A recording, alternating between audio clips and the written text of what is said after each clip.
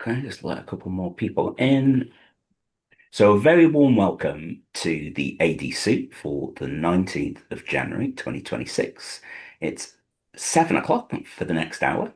I am Tim Calvert. I am the Vice Chair of the Audio Description Association. I'm also an access consultant. I do a bit of audio description as well. I'm also an advocate for everything audio description. And I am joined today by the fabulous Julia Grundy, with almost 30 years of experience as an audio describer with specialisms in Shakespeare, opera, ballet, dance, and the dramatic arts, who is going to talk to us today about the Royal Shakespeare Company. Um, and we're going to discuss her background, a little bit on her training, the RSC and the AD model, and then we're going to finish off with describing Shakespeare. It's also your session, so you're very welcome to ask questions and make comments all the way through, and you're very much included in this session. Um, as we've got quite a few people in, I'm not going to go round and ask everyone to introduce themselves, but please, at some point, if you can, like, sort of pop up and say hello and try to be a part of the actual session. Okay, so I'm going to go over to Julia now, who's going to kick off the session for us.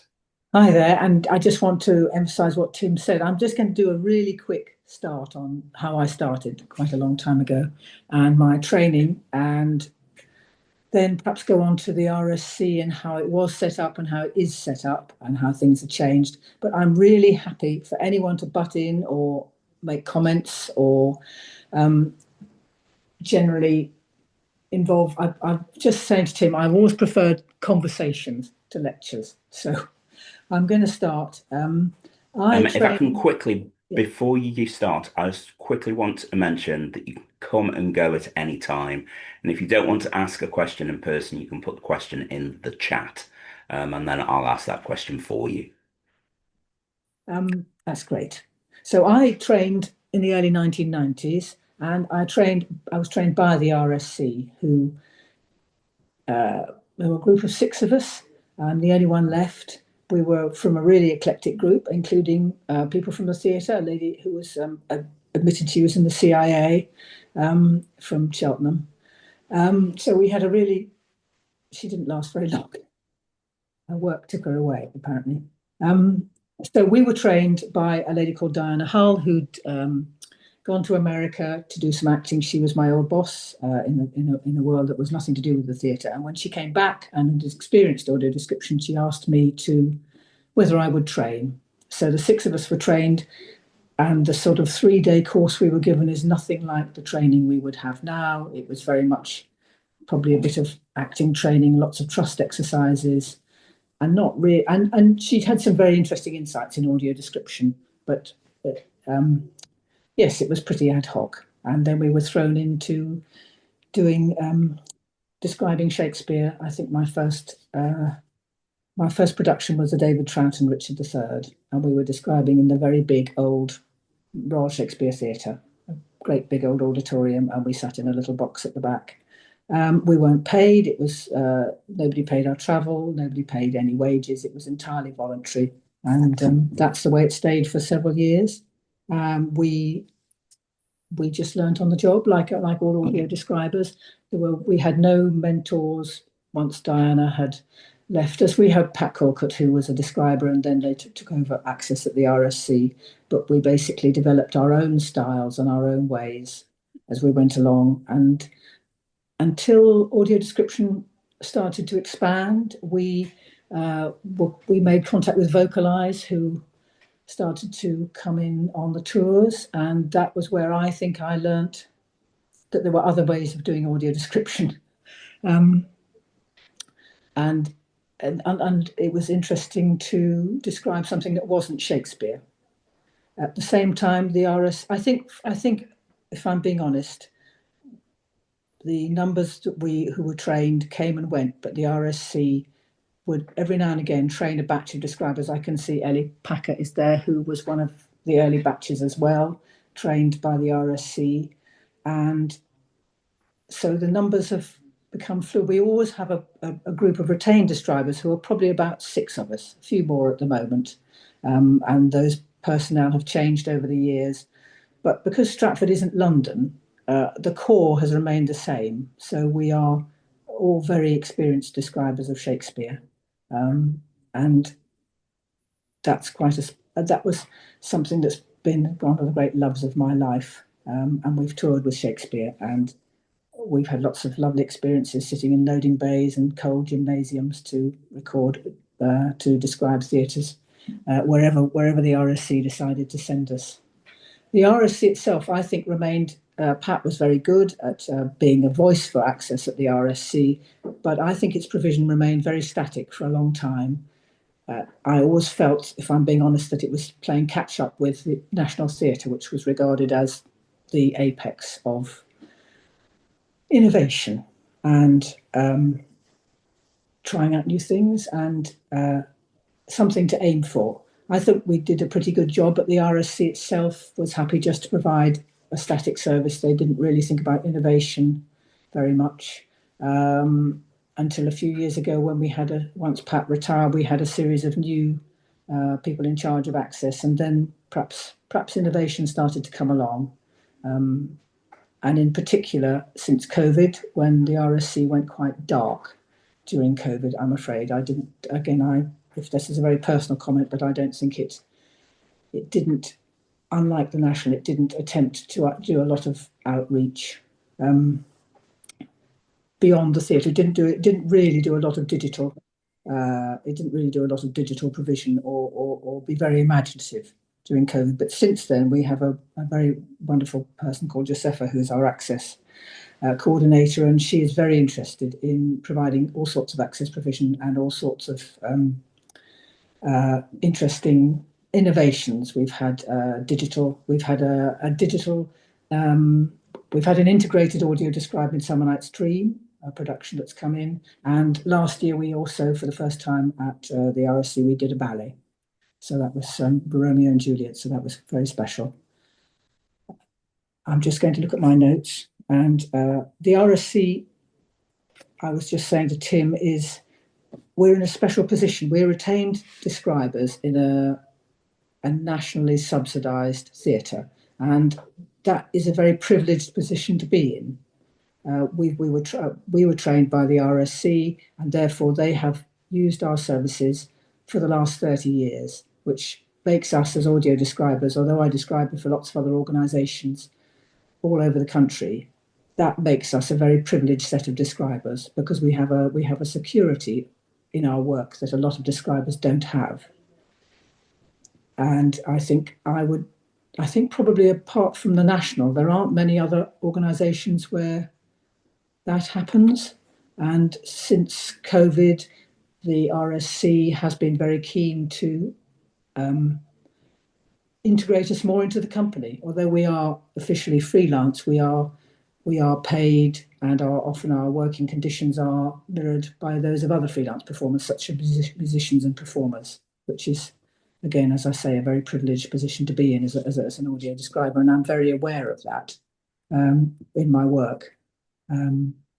Because although they all often train batches of describers, the RSC don't always take them all on, and people have to then go out and find work, which in the West Midlands is not that easy. Can you give us a tiny bit of an insight into how it evolved from being a volunteer into being paid? Yes, the most of the people who were first trained at the RSC were already friends of the RSC, and they were doing this because they really enjoyed the thought of doing it. They loved doing it, and it was difficult for a lot of people because quite a lot of them lived in London. So to not have any travel expenses to work in Stratford was not easy. I don't live too far from Stratford, so it wasn't a problem to me. But when you are having to go on 2 or 3 trips to Stratford to see your first view and to do a dry run and then to do an audio description or maybe 2 audio descriptions, that's a lot of travel expenses. After a few years, just generally when people started to think about being paid. Luckily, by this stage, Pat Colcott, who was one of the people who trained me, was in charge of access at the RSC, and she was very vocal in pushing for payment. I have to say, it wasn't entirely welcome. Not all describers wanted it to be paid. Some of the original describers felt that they were doing it for because they loved it and didn't want to be paid. Most of us felt that it was a route to being a more professional service, and I think that's certainly what it's become. And I don't think anyone, I mean, there are still volunteer describers, but to be paid is the norm now all over the country. And the RSC just took that up. And although they didn't pay in the initial, as well as some companies, Pat managed to get our pay and our pay rises linked to the payment for other freelancers. So when the RSC staff have a pay rise, we have a pay rise. And that was a big victory. And on the whole, I think our payment is not too bad. We're not paid as much as some companies, but we are paid reasonably well, and we are paid good expenses, and our subsistence and everything is good. So I don't know how much people are paid at the National. I doubt we're paid quite as much as that, but they would probably say that that was London pay. Do you think it helped to make you feel a lot more part of the team? I think that I'm not sure it did. I think I was thinking about that. It took a long time to feel integrated in the RSC, particularly with the technical departments. It took a long, but that was part of the course for audio description in the beginning anyway. But the number of times you turn up to a theatre and be regarded as simply another problem for people to solve, and it it it it was so, and we were generally very unwelcome, and a lot of sound technicians were very hostile. I spent a lot of time trying to be incredibly tactful to people. And this was the same, and the RSC was no different. A lot of the sound department just regarded us at the beginning as just another problem that they'd been loaded on their desks. That's really changed now, and I'm not sure it's payment. I think it's just that we've been around and we've become simply more integrated, and I think access has become much more of an issue and much more of an important uh, thing for theatres, particularly since COVID, but even before then. But particularly since COVID, we have felt very much more part of the company. Um, I'm not sure it was payment. I think it's just that access has become much more important these days, much more of an issue.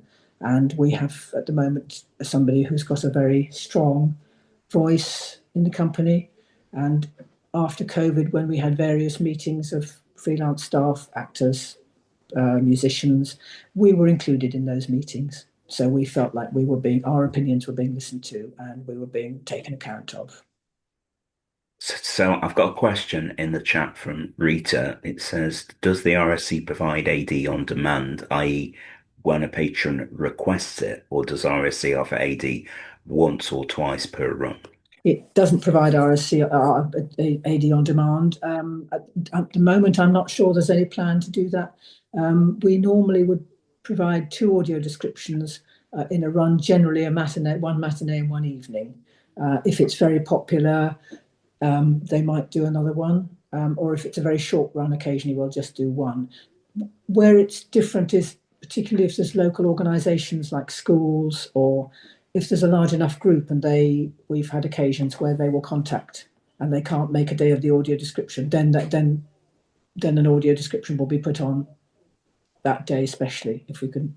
There's a King's School in Worcester that will sometimes bring a large class along, and that will often trigger another audio description.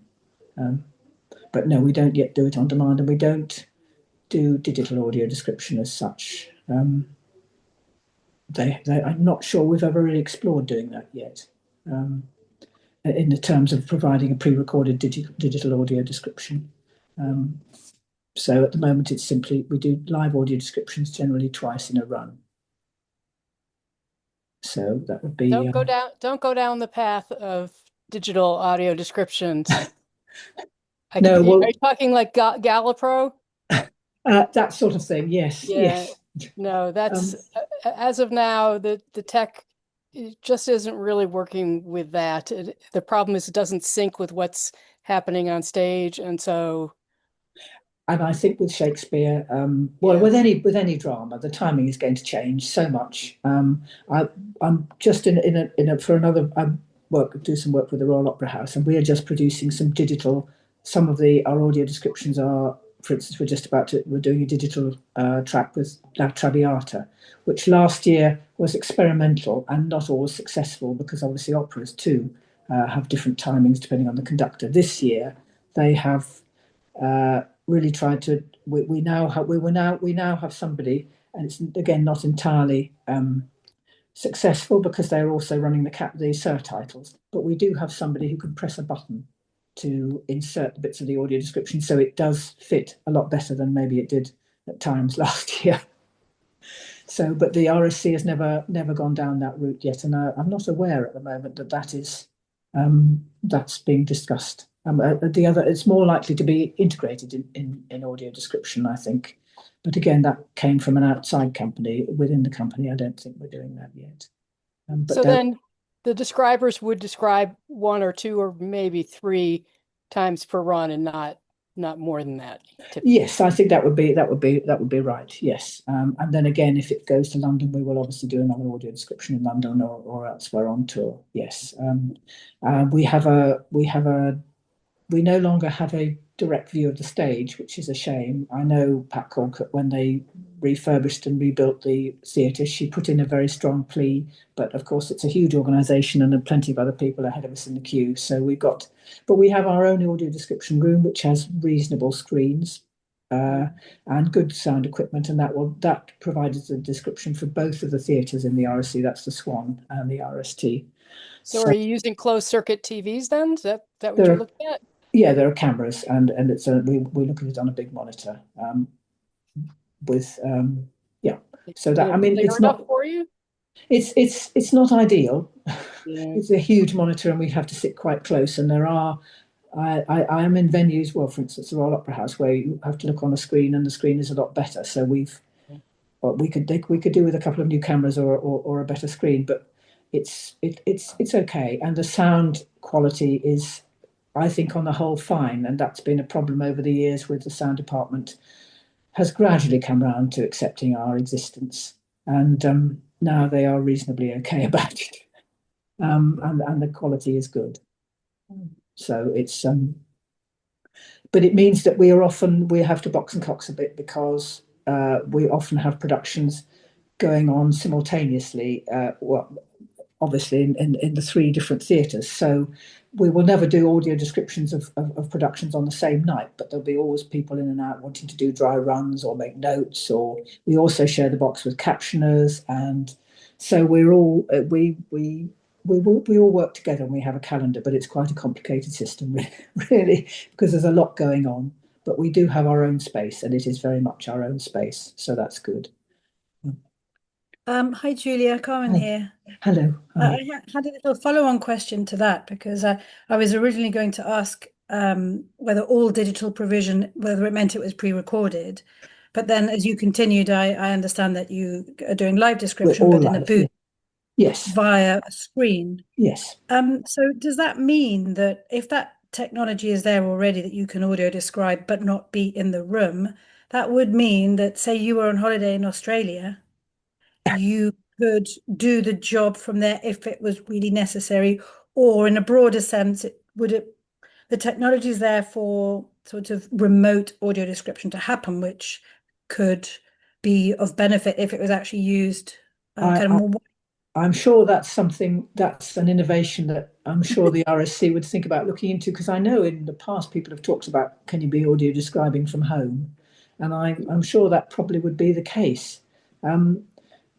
I'm not sure we've ever talked about that. I know I've heard it talked about in other situations.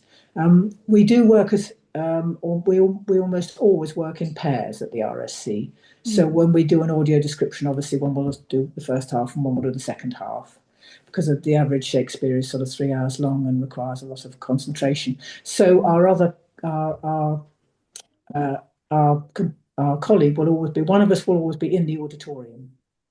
Ah, So we're listening in. Oh, I So see, just sort of getting the vibe whilst you're not to take describing. it, so we're always on the end of a row, ready to rush out should the audio description die, or something, or something else, or the sound go, or one's voice suddenly die. If one, not that it's ever, none of us have touch wood ever collapsed at the microphone, but there's always somebody there, and that's how we work. And when we do a dry run, my colleague will take notes. We'll take notes for each other, and obviously throughout the audio descriptions, if we're doing a second one, we'll always keep updating the script. So I think at the moment it's very much being in the theatre is still a very important part of our description, I think, and also because we do touch tours. So Yeah, the touch that's what I was tours, going to say. yes, which the RSC like to have them quite 2 hours before, which is quite a long time for a lot of people to turn up. I mean, people have to turn up quite early, but they are popular, and the RSC very much encourage their performers to attend the touch tour. So I think at the moment it's very much a case of it's good to be in the theatre. Yeah. And the other reason I asked was because early on you mentioned how although the RSC might train, 5 or 6 at a time, it's quite hard to retain people there in the area because there's not much going on. So it would also speak to that in a way, to give people the opportunity to be able to be working somewhere else, but also be able to work in that way. Yes, I mean, I think that it is a problem for the RSC in that people, because it's in Stratford, is not, you're not in the centre. If people get a different job or move, or their life takes a different, they very often will move out of the area.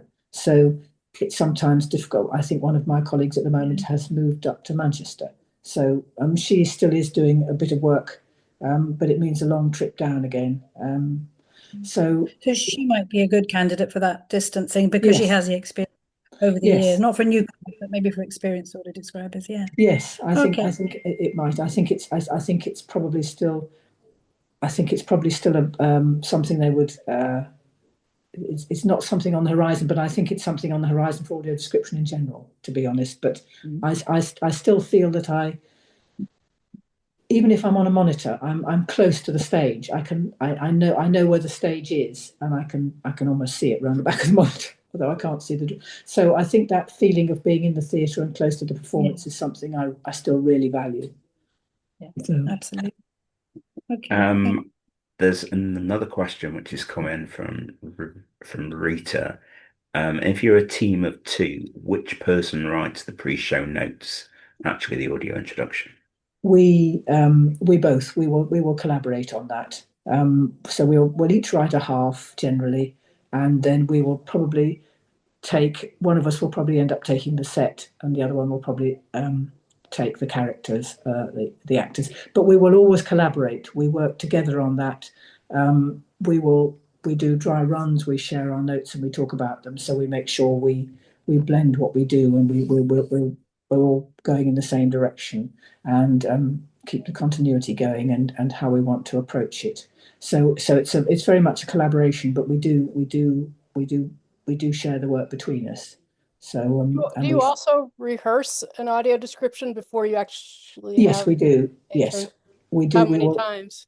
Well, we will generally go and see a performance the first time early on in the run, and that's where we'll take the notes for the audio introduction. Right. And then after that, the RSC will provide us with a recording and an electronic script, and then we will write it. And then generally the night before, we will do a dry run. So that works on the whole reasonably well. It depends on sometimes you get a nice long lead in, sometimes you just get a week. It depends on the production. Yeah. But it's a good, on the whole it works well. Yes, I think so. And it gives us a chance to hone it. And as I say, if we're doing 2 audio descriptions, we'll keep taking notes and keep updating it, because obviously the performance changes every time. And I think the worst thing you can ever hear, isn't it, is when an actor says, "Oh, we had the director in last night," and then everything's going to be slightly different. Hello, I'm Vlada, a blind woman from Latvia. Hi. Do you reflect usually after the audio description how the blind visitors react? What do they say, and etc. And how do you reflect? How do you improve if it's necessary? It's always necessary to improve, but we're very keen, and the RSC is always very keen to have feedback. So we will always try and go straight down after the audio description, down into the foyer of the theatre, near the cloakrooms, near where the headsets are handed back, and be there to talk to people who've been listening. And we're very happy to talk to them. We also obviously talk a lot before the production. When we take them on touch tours, quite often a lot of the people who come to our audio descriptions are regular patrons, so they will always want to talk about the audio description in general, and possibly sometimes even the previous one they went to. And if we're always very happy to take on board anything they say, and that does go up to into the RSC company as a whole, and they have various access focus groups who they talk to. So our audience's opinion is very important to us, and I would always like to have honest opinions afterwards, because that's the only way we can improve, really. Yeah, that's great. And what does the touch tour includes? What does it include, and how much time it takes to the touch tour plus the piece, for example, or it's a separate thing? Touch tour separately. The touch tour generally happens about 2 hours before the start of the performance, and it generally lasts about half an hour. So we take our audience onto the stage so they can explore the stage. The company will bring out costumes, and they will bring scenery, and generally, most of the time, quite a few of the performers will come. Sometimes they'll be in costume, but mainly they will introduce themselves, talk about their roles, and then quite often they will often show people their costumes or show some of the audience around the stage. The performers are very happy to be involved. We will introduce as much as we can, but quite often it will be the actors who will then want to it will be the actors who are there who will then want to join in. And I've never really met actors who haven't really enjoyed doing touch tours and will want to come back and do another one. Once they've done touch tours, they very much want to be involved. I think it's a great experience, and actually it's one of the most important parts of an audio described performance, I think. So then people will have a chance to go away, perhaps have something to eat, get ready for the theatre, and then so it's quite a long performance, because quite often a Shakespeare play will be 3 hours long. So really, it's quite a long performance for our audience. But we find that people are very happy to come on touch tours. They get an understanding of the play that the sighted audience often don't get, especially if they've been talking to the actors and they can hear the actors talking about their roles. So I think it's when audio description started, touch tours were very much, they didn't always happen. Now I think they're expected to happen all the time for every audio described production, and I think that's great. Okay. And you mentioned a bit about how perhaps a touch tour at the RSC differs to perhaps how they do it at other venues. I think it's mainly the fact that the touch tours are very well supported by the theatre, and the fact that the performers will come out. We also, I think, the performers. I think our audience are. I think possibly because our audience are often regulars. They are quite. They're familiar with the setup. It's although every touch tour is different and every company is different, but I think it's mainly the fact that the theatre is very proactive in supporting them, and so are the front of house people who they're pretty well trained on the whole, and we always have 2 or 3 front of house staff who will come and help, which is great. Sometimes the touch tours that you think are going to be difficult, and they're generally ones when there's very little scenery, are sometimes the most interesting. We did a wonderful Othello last year with literally a blank stage, but it featured some wonderful music from a long time ago, the Byzantine era in Malta, and the man who wrote it came to the touch tour, and he had the entire cast sing and perform for us through the touch tour, which I think a lot of people found to be a really great experience. So if the company is involved, they will often really, really, really add to everyone's experience of the whole thing. Okay, I've got another question here from T. Thomas. Are you paid for the hours of the preparation and the preview time, or just the AD show?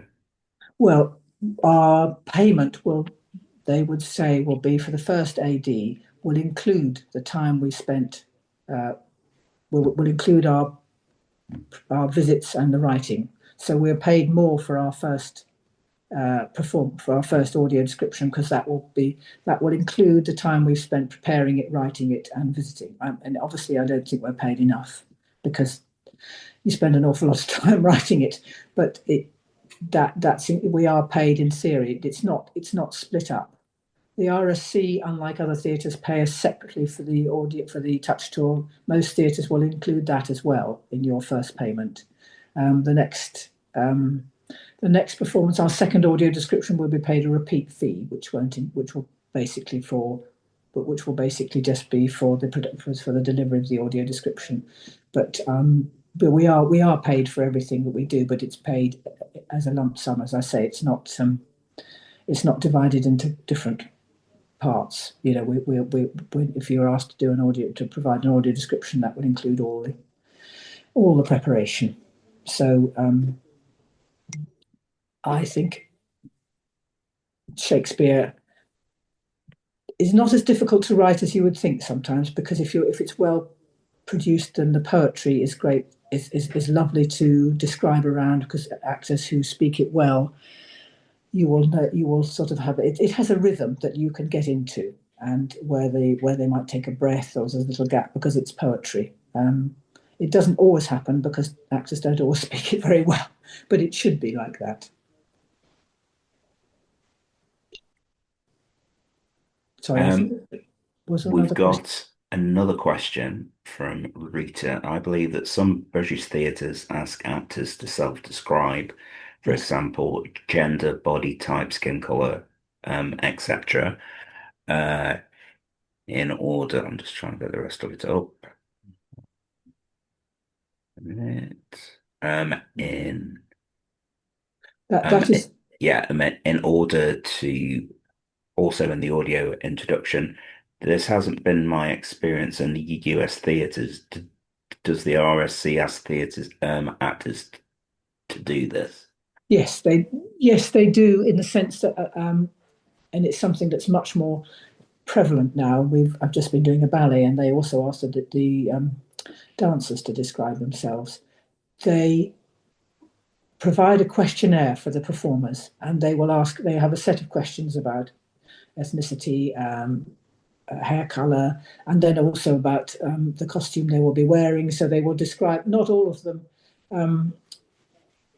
answer their questionnaires. So we generally get about half to three quarters of the performers will answer their questionnaires, and they will be about their appearance and their ethnicity, gender, as you say, and then it will be about the costume they're wearing, and perhaps a few thoughts about the character they're playing. And then we will incorporate that into our audio introduction, and we will use that as our basis. Doesn't mean to say that that's the only thing we'll use, but that will be the basis of how we would describe somebody. In the RSC's case, it will then go to be briefly looked over by one of the assistant producers or something like that, and they will look over, and if there's anything they don't like or would like to question, they will come back to us, and we will talk about it. Quite often, and especially if some of the performers haven't filled in the questionnaire, then the touch tour is a good opportunity for actors we can say, we will generally say, would you like to describe your character and perhaps describe yourself? And that will also include perhaps any voices that they will be. Just frozen a little bit.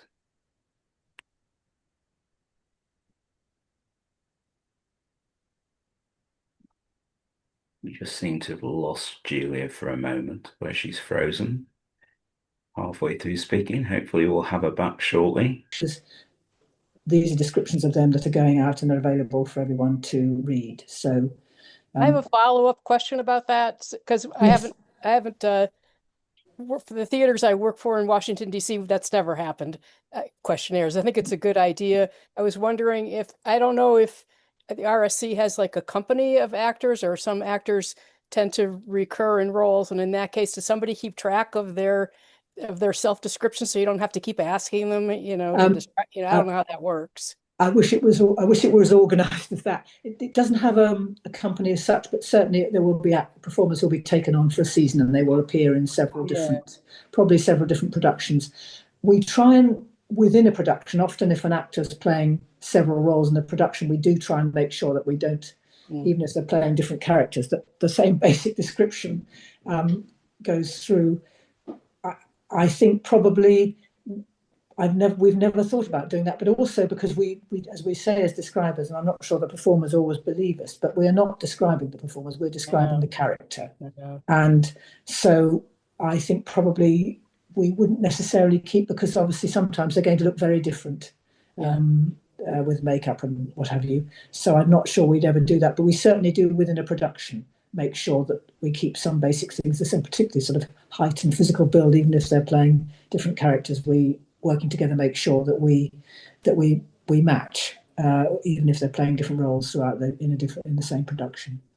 So if somebody doesn't answer your questionnaire and their ethnicity is oblique, do you just ignore it, or do you guess, or vague?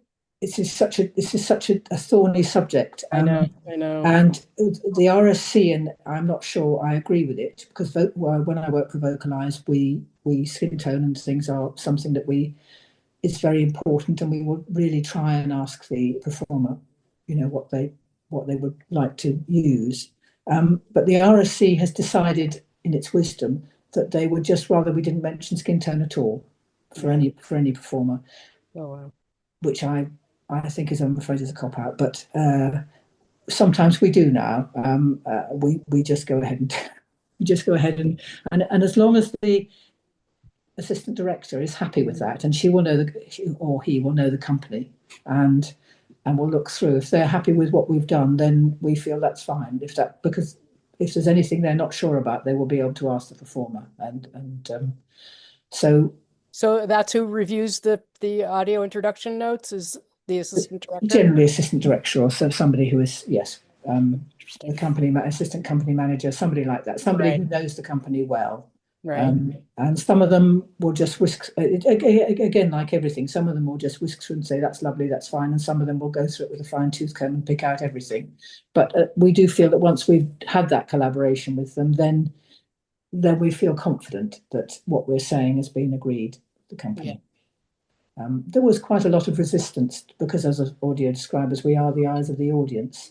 So to a certain extent, there's a certain amount of self-censorship going on if you're worried about what you're going to say. But I think on the whole, it's very good if the actors and the performers are confident that they have a role in the descriptions. Again, perhaps that's all part of the audio describers becoming closer to the company, and I don't think that's a bad thing. We are allowed so much more access to the company and stages and things and rehearsals in some cases than we ever used to be, and I think that is all to the good. It is good. I think because if the company is confident that we're all working together, I think that helps, and it doesn't stop us. I don't think still we would ever. I mean, I've never had an actor come to me say, well, a couple of times, an actor comes to me, could you say I look like such and such? Or could you say this bit of set looks like such and such? I've never had an actor come to me and actually really try and influence me to say something which I've never felt I had to say something that I didn't think was true, for instance. Julia. Yes. When you speak about the script being checked by the assistant director, is that just the introduction? It's just the introduction. It's just the introduction. Okay. Yes, we've never. I'm curious about. You refer to writing a script. Are you also writing a script for the whole show? Yes, we would write. Yes. And how do you format that?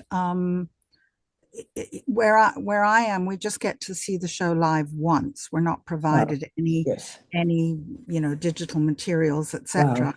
And so we're just I just handwrite notes. I do write a full pre-show. It's just me describing the whole show, be it opera or Yes, just wow, that's quite.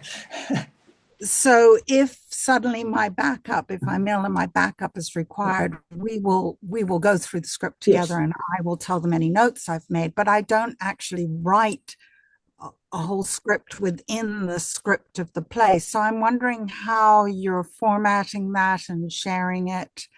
We would, and it's part of our contract with the RSC does. We do sign a contract with the RSC for each production that we work on, and we undertake to deliver the audio description. They undertake to provide us with a recording made.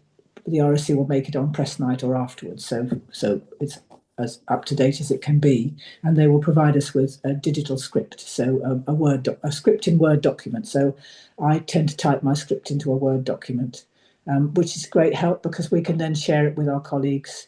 I mean, when I started, we had huge typescripts which we wrote on, and if you were doing a massive play, you lugged it around the country. It's huge, and if you needed to share it with somebody, you photocopied it and posted it. But now I type my script directly onto a Word script, a Word document, and that's great. So I would always write an entire, for my half of the play, I would write an entire script, which obviously never stays the same, and goes with dry runs, and obviously it allows you to change and adapt and update. And generally, I will share my script with my colleague and vice versa, so that should there be some unforeseen occurrence, we've always got the entire show ready. And I don't know how you managed to do it without. Now, I'm afraid I do some things without a script, but not Shakespeare and not ballet. Yes. But it does take you, I mean, if I'm doing, say, a ballet description, I know my colleague who I work with said it takes half an hour to describe a minute of ballet. And so that's an awfully long thing. And I think with Shakespeare also, it's a long play, and it takes a lot of description. Although I just said it was an easy thing to do. It's the language makes it easy if it's a beautiful production, but some of the productions are very complicated, so and long. Yeah, as I say, I'll make notes in the complicated sections for myself, but otherwise it's eyes on the stage and doing it as it's happening to the best of my ability. Wow, that's.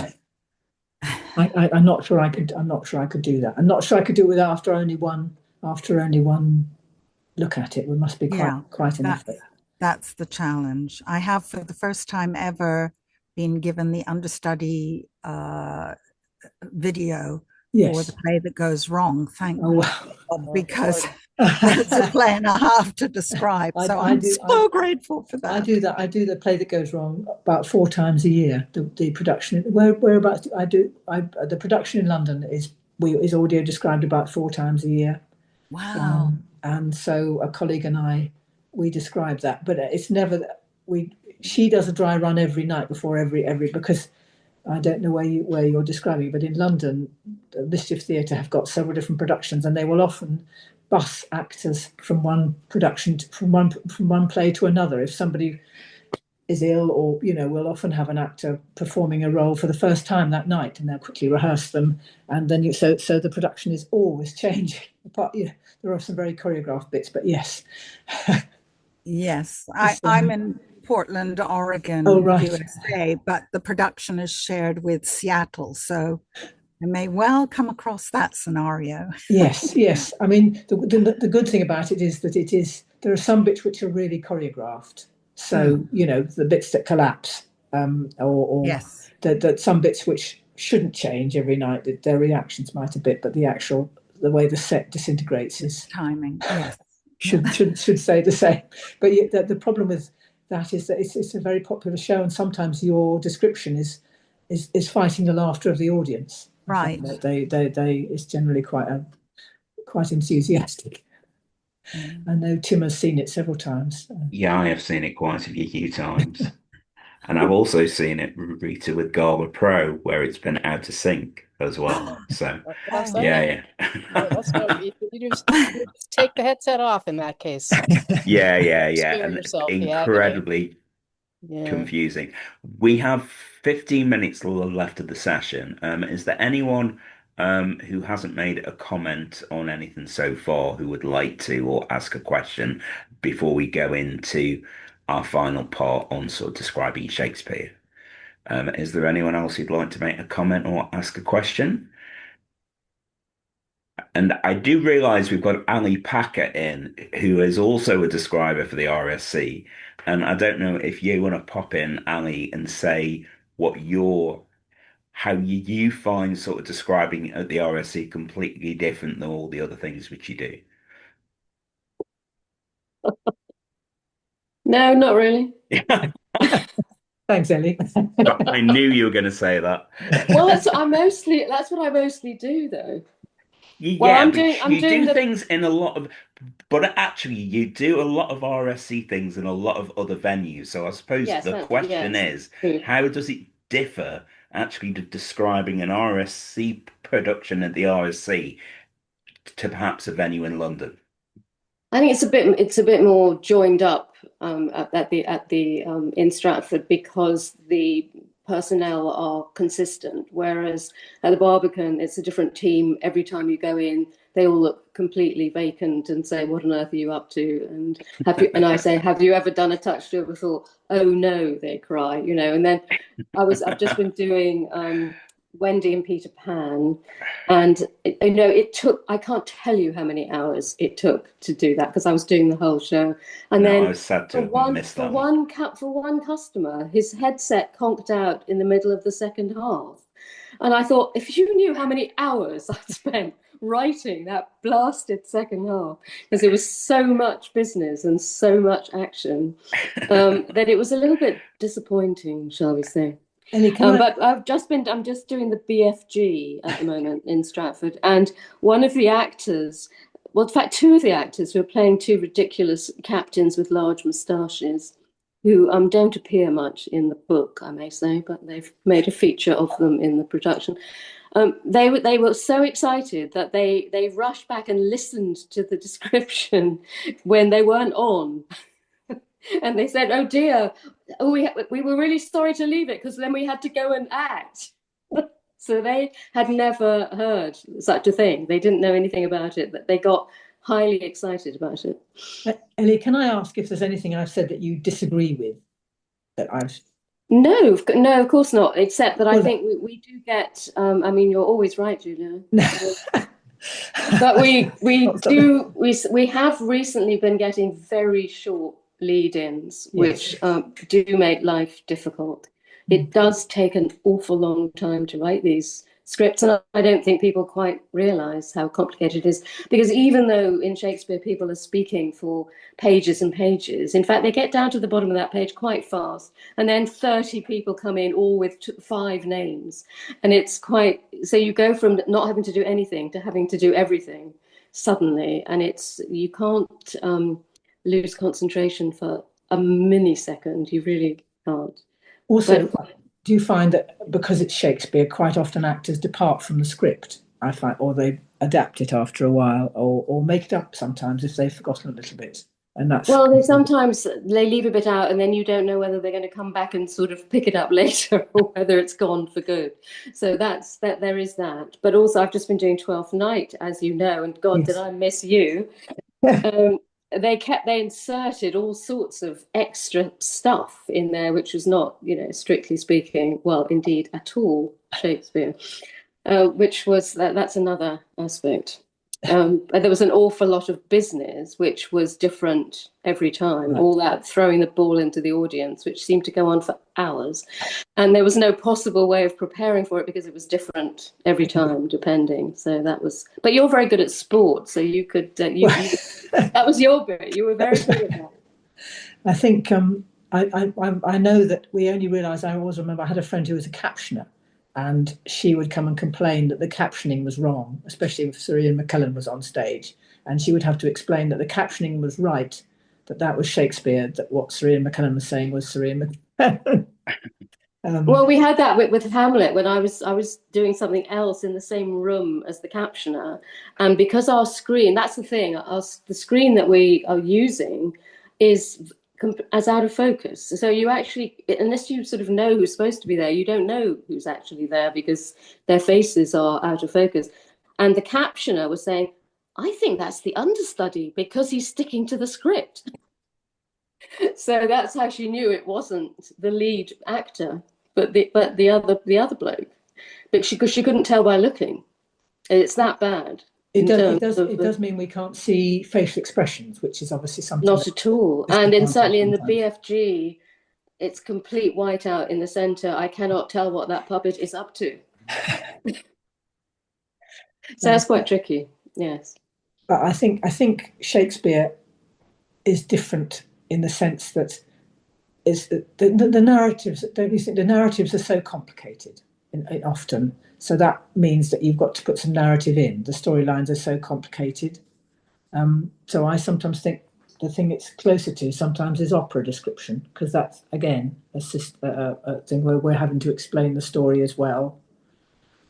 Yes, and also I think sometimes modern productions are actually hampering the comprehension of the plot by making it sort of so antithetical to what's actually going on that makes it harder. That's certainly true of Twelfth Night, with all sorts of weird stuff going on that doesn't help with telling the story at all. And you also have the Shakespearean device of people being in disguise. And although they are they're not in disguise, but obviously the characters don't recognize them. And so you do have to keep reminding your audience that they're in disguise, because otherwise they wouldn't know. No, because their voice stays the same if they're wearing a frock or a pair of trousers. That's true. That's true. That's why it's really good to have the touch tour when people's voices can be tuned into, as it were. That's a really helpful thing. But certainly with this Twelfth Night, everybody had a completely different accent. Regardless of plot, everybody came from somewhere else. So it was, at least you knew who was on, because they all were entirely distinct and didn't sound like anybody else, except the twins were both Welsh. So that was something to hold on to. But everybody else came from somewhere else. So it made it easier to identify them, certainly, once you tuned in. So when they all stand around and introduce their character and also their voice, there's that opportunity to tune into their station, as it were, which is handy. They also, I mean, the names. The example I always use is the two Antipholus of Ephesus and Antipholus of Syracuse in the Comedy of Errors, and so that's a lot to put into a description every time somebody says something. Oh yes, well, I mean, Antipholus has got quite enough syllables already before you start getting on with the other one. I think you sort of have to say the Ephesians sometimes, don't you? I mean, and the Dromios, and which one it is exactly, because the whole point is that they're indistinguishable. But it is but we have to distinguish element.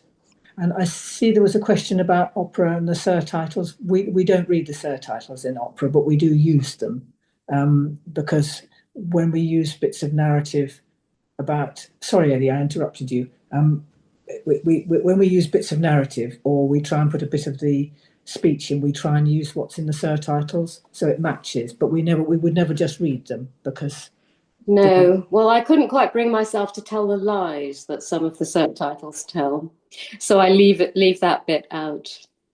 They tell you lies, in those subtitles. And I couldn't bring myself to say that what these people were saying wasn't actually true. So you'd have to steer a rather cautious way between the truth and translation. I would say that Ellie is a real opera buff. So she is much more expert than I am to know when it's a lie. But we do make use of that. We do make use. For instance, I'm doing Traviata. I know this is off the subject. I'm doing Traviata at the moment, so I would be using the Royal Opera's surtitles if I need to use anything, rather than other versions I've done. So we try and match that, because sometimes somebody will, and so that people can, if people are talking about it with their friends at the end, that helps if they've had the same experience of the same words. Yeah. Can I ask a Shakespeare question to both of you then? So how do you approach sort of describing Shakespeare at the RSC and then at the other venues it transfers to differently in relation to the non-Shakespeare stuff you do? I think as I'm saying, it's things like the complications of the story and the language. You really need, I think, and I don't know whether Ellie agrees with me, but I think you have to be quite careful of the language. I don't mean you have to go back to using Elizabethan English, but you want to avoid using a lot of really modern idioms and slang that would jar with the language, unless there's a particular reason in a comedy to raise a smile or to somehow get across something particularly zany. But I think the language is something that I think probably I'm reasonably careful about the language I'm using when I'm discussing. I don't mean that it's something that is sort of set in aspic or to be not to be too precious about it. I just think it's a question of matching the language you use with the feeling of the language that you're hearing, the Shakespeare you're getting across. I would never want to be too precious about it, but I think it's something that we were always taught from the beginning. It's something I think is still true. I don't know whether you agree with that, Ellie. Well, I don't think the approach would be different from any play. I mean, it's basically something that's telling a story, isn't it? And with Shakespeare, the language is doing the telling. So you don't have to intervene so much, except when it's something which is very unusual. So if people think they know the story and their production is doing something wildly different from what you're expecting, that's where the difficulty comes in. But I think you're basically keeping out of the way of that. You don't want to be interrupting these marvelous flights of poetry. But at the same time, if somebody's doing something really extraordinary, then you do have to say what they're doing, because it might be unexpected in the context that it's occurring. So it's that the difficulty would be trying not to interrupt beautiful text, but making sure that everybody understands what everyone's up to. So I think that's where the difficulty comes. There are some speeches like the To Be or Not to Be or the Quality of Mercy, whereas, as Ellie says, you want to leave those alone, like an aria in opera. But if somebody does something very extraordinary in To Be, I've seen that actors take out guns and things in the To Be or Not to Be speech. You have to try and get that in. Frequently, sadly, yes. But no, I think that's right. If somebody's doing something, or Ophelia, tearing her hair out as opposed to spreading flowers, or you can't just say, oh well, she's talking poetry, so I'll shut up. I mean, I think that there's a sort of balance between. Yeah. Well, I mean, we always used to say when Pat was teaching, both of us indeed, there's need to know and nice to know. So I think you have to bear that in mind. I think it's truism, but it is the case. Yeah, absolutely. Yes. Right, we're approaching our last few minutes. I've got a question from Carmen, who says, I'd like to know a bit more about the innovation in description that Julia mentioned at the beginning, as opposed to the staticism that sort of characterized the earlier years. I think a lot of it is to do with, I mean, when I think about innovation at the moment, it's perhaps to do with there's a lot of experimenting with integrated audio description. I'm not sure how well it works with Shakespeare. I know that there was a production of Midsummer Night's Dream, which was fine, except the actors had written their own audio descriptions. And although some of the audience who I spoke to said they enjoyed the experience, they felt that the things that they wanted to be described hadn't been described. That obviously the people who'd written their own descriptions had different priorities. I think innovation in the way that audio description has developed. When we were first taught, I remember I did my audio description on tour with the dressing room of one of the actors in Troilus and Cressida. A couple of older describers said, well, you must never talk to any actors, you must never talk to any directors, you must never have any contact with a production, you must come at it purely as an audience member. And you were really actively discouraged from working with a theatre company or with actors. And I think that's quite different now. And that is, I don't think that's necessarily innovation, but it's certainly a development. And I think it's only going to go further and further, that the audio describers are much more integrated within the company however we deliver the audio description. And as you were talking about remote description, I know that has been tried. I mean, it hasn't been tried with the RSC, but I think the old Vic tried. Tim, didn't they use Zoom or something? I think they Yeah, were yeah, doing. yeah. The in camera. It I'm was not sure how successful it's it was been. during COVID more so, where they put some of their productions on for a year, especially the Christmas Carol, which they put on every year, was only available um on Zoom. Yeah, and people purchased it And through the Zoom. and the describer was describing Yeah, from on yeah, Zoom. yeah, yeah. Um, I still feel that, as I say, I think I still that like was to be in the Ross, I theatre. think. Yeah. Yes, I think so. Yes. So I think most of the innovation these days is digital, and a lot of it is to do with the way people receive their audio description, whether it's through Mobile Connect or the RSC uses in captioning, handheld captioning now. Um, I think we're still, in terms of audio description, I think we're still just using um, headsets, although people are, I don't, the RSC doesn't use Mobile Connect at the moment, but that has its own problems, I think. So Like, innovation, you were meaning more technical innovation in terms of delivery and reception of audio description. I think so. I think there are. I know this is off Shakespeare again, but I know the Royal Opera House, which has come late to the party and has only just started doing audio descriptions in the last 2 or 3 years. But because they've come late, they've been very keen to be trying all sorts of breaking new barriers. And I know that they've, for instance, for productions, we had a rap production in the Linbury studio, and so they found an audio describer who was a rapper audio describer. So it's so I think in that's an innovation that perhaps describers. I don't think was fit a describer to the production, but perhaps that will happen more. That would have been beyond my capabilities. like And occasionally in relation to innovation, there's been some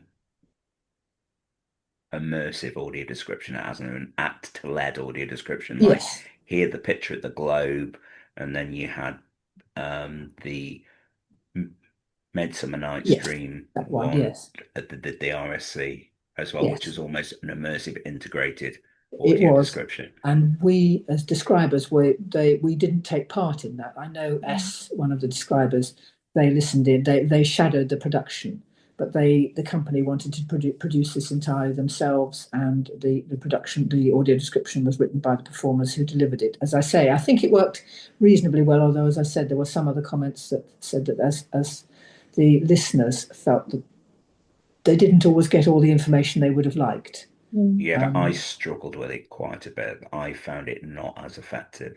Mhm. Yeah, um, so yeah. So when so you say integrated, it would be that you were just in the audience at that point, enjoying someone else's attempt at audio describing the actors' attempt themselves. the actors were, I didn't go to the performance actually, but the actors were actually describing the performance as they Yeah, performed it. as they So performed it. Okay. um, Yeah, yeah. and I Yeah, think yeah. Hmm. Interesting. yes, I think it So was it's partially successful, but Yeah. not entirely. Mhm. Um, Okay. right. because I Well, think I was going to say sometimes actors or performers they have their own priorities. Because I've done some dance, which is about South Asian dance, and I trained some dancers who then developed their own audio description, which in the end I think had much more to do with the spirituality of the experience than the actual physical what they were doing, which was very interesting. But I'm not sure again the audience necessarily got entirely what they needed from it. Do you know Yusuf, don't you, Tim? yeah, yeah, yeah, I do. Yeah. Yusuf said it was wonderful, but he actually did need to physically know what they were doing, not just the spirituality of what they were doing. And Yeah, because what I really struggled with them at Summer Night's Dream is I didn't hear the audio introduction, and then that gave you all of the context and the setup, and then I was totally lost for the whole of the performance, you know, because they explained everything in that, and if you didn't hear that and just and went into the audio description, you wouldn't have a clue what was actually happening, and that was the issue for me, but and it was hard to access that as well. And again, it's a play with a really complicated story. So and Yeah. lots of description and lots of disguise one of the Midsummer Night's Dreams I did at the RSC was the Indian Midsummer Night's Dream, which was performed in in a variety of languages from South Asia. The performers all speaking different languages, and we had to describe the play. And actually, they didn't use surtitles, as far as I can remember. You simply watched the play, and some of it was in English and some of it wasn't. And it was a wonderful experience. But again, as a describer, that was quite difficult because a lot of the language we were describing what was happening, but we weren't aware. The audience didn't know what they were saying a lot of the time. So the emotion and the story was being communicated by the actors in their emotion and the way they used their voices, not in their words. That's if that's understandable. Right, so we've run over a few minutes and we need to finish soon. So if there's any final questions or any final comments for Julia or Ali, um, now is your time to do it. Is there a standard number of patrons you usually get? I know it, it may not be, but is there a typical number? I think probably we could go anything. I mean, yeah, probably. What do you think, Eddie? About 7, 8, 9, something like 10? Yeah, something like that. I mean, it could be anything between I know. 2 people and I know. 20 people. Yeah. And it's Yeah, very that's right. unpredictable. Yes. We've just been doing actually not a Shakespeare, but the Forsyte Saga. And if it's which had brilliant reviews. And so then suddenly, obviously, like all audio description, then the audience suddenly bumps up. But the RSC is quite good at reserving numbers. Suddenly, if I'm in a lot of theatres, they will come to a finite number, and they've all their all the seats for an audio described performance that they've set aside for patrons with vision impairment will have already been sold. And if it's selling very fast, occasionally they will be a bit unscrupulous and sell those seats as well as well. But the RSC is very good at keeping seats aside for patrons for audio description. Do they do outreach trying to get blind people into the seats? They have done in the past. Yes, I think we do have Josefa and her team do have lots of they do make contact with lots of local organisations and groups, and I've certainly been asked by groups who come to the RSC, particularly macular degeneration and that sort of thing, to go out and do talks to them, not by the RSC, but often by representatives of those groups, and the RSC will very kindly let me loose in their costume stores, and I will be able to take costumes and props out with me to hand round in the talks I do. So that sounds great. It is fantastic. That's lovely. It's a bit of a responsibility to be. Do you have also on the website that artworks or pieces with AD for the blind, so the people can look and check if it's with AD or not with AD before attending? Will always the productions will always be the productions will be advertised in advance if they're audio described. We don't generally audio describe any images from them on the website. But the productions are always I mean productions, so we always know when, where. You will always know which. Yeah. Yes, they will always be marked on the website which ones are going to be audio described. And as I say, generally there will generally be one matinee and one evening. Generally, two in a run. They will be. And the introduction is also recorded and put on the website, isn't it? Yes. Yes, so you can access that in advance, so you can listen to that in advance of the show or afterwards. It's always there. Yeah. Yeah, so that's available. Like if anyone wants to have a listen to an audio introduction, it's available on the RSC's website, on their access page. Yes, yes. Right, well, we're approaching sort of 8:10 and we've gone sort of 10 minutes over. It's been an amazing session. Right. A huge thank you to Julia and a huge thank you to Ali for her insight too. Just to mention the next session on Zoom from the Audio Description Association is going to be next Monday, the 26th of January, between 2 and 3:30. It's our skill set session. It's going to be hosted by myself, and we're going to be joined by Ros Chalmers, and it's going to be The Doctor Will See You Now, which is going to be an informal surgery session where you can discuss any aspect of audio description, no matter how small, and define the fundamentals. And we'll be doing that between 2 and 3:30 on the 26th of January. So thank you, a huge thank you again to Julia for her time, and for everyone for being a part of this session and for making it what it was. And thank you. we'll Well, see thank you you for all your again interest. soon. Thanks very much. Thanks. Julia, when are you off to New Zealand? When am I off to New Zealand? In about middle of February. Middle of February. Oh, all right. Okay. Right. And Ali, I will see you Thursday for the BFG. Oh, jolly good. Well, the puppets are worth the price of admission, I can tell you that. Well, I'll be coming along, so I'll have catch up with you then. Okay, see you soon. Okay. Thank you very Bye, much. everyone. Very much, everybody.